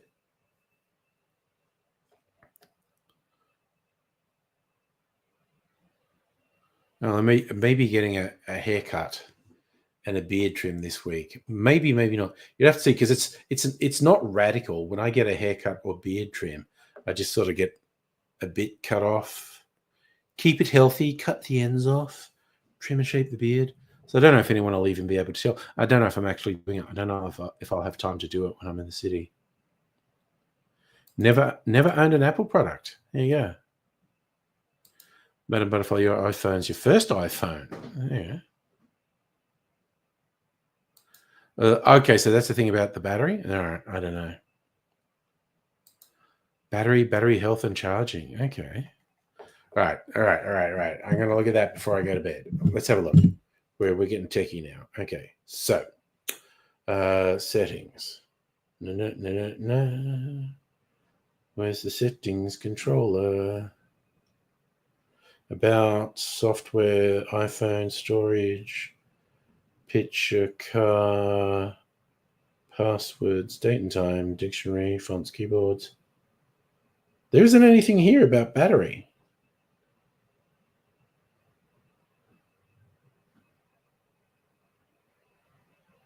There's nothing in settings about battery. I'm just going through again. About, software, storage, warranty, AirDrop, AirPlay, picture-in-picture, CarPlay, passwords, app refresh, date and time, dictionary, fonts, keyboard, language, pay TV provider, VPN. Oh, wait, device management? No, that's not it. Legal and regulatory, transfer or reset phone. No, it's not under settings.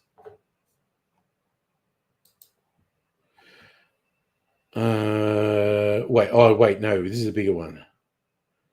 General accessibility, camera control. Wait, there is battery. Battery health. I'm full of shit. Ignore me. I'm full of shit. Health and charging. Oh yeah, mine says maximum capacity 85%. Okay. All right, I found it. Yeah. Well, it's not surprising. Mine's 3 generations old.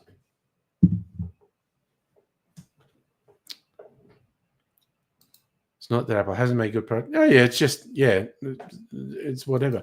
And okay, well here's the funny thing, because legit the main thing keeping me on the iPhone was Simpsons tapped out, and that's gone now.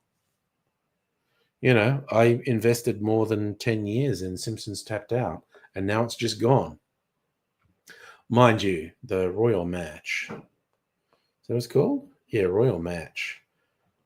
I'm at level like 8,000 on this, which is ridiculous. Level 8,221. I've been playing this since 2021. So 3.5 years. Of those 8,221 levels, I got 6,808 of them on the first try. There you go. How good's that? It's just a puzzle game that I'm kind of obsessed with. Ooh, man, I got 20 hours to finish that. Am I going to do that tomorrow? We shall see, I suppose. Do I have any special features in here? Oh, it's all pretty fucking tense whether I'm going to hit some of those bonus things tomorrow. Your parents gave you a weird tooth fairy coins when you were a kid. Some of them put together 10 years later from their honeymoon to Mexico. Actually, that's pretty cool. Yeah, no, it's like yearly, so it's like 3 years since I've got an iPhone. I don't think I can turn it off. They're just saying that's the capacity because of the age of the phone. All right, you got to head out. I mean, I got to head out too. So you'll take care. I'm going to eat my cherry. Oh, damn, it fell off the skewer. What's your fucking problem, Cherry?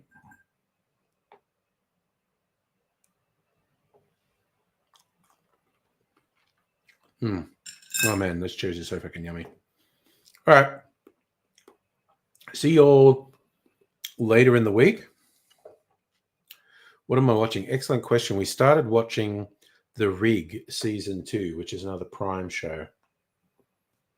Not sure how many episodes are live. Might have to find something else. We shall see. So I'll see you all another time, but bye. You are totally fucked!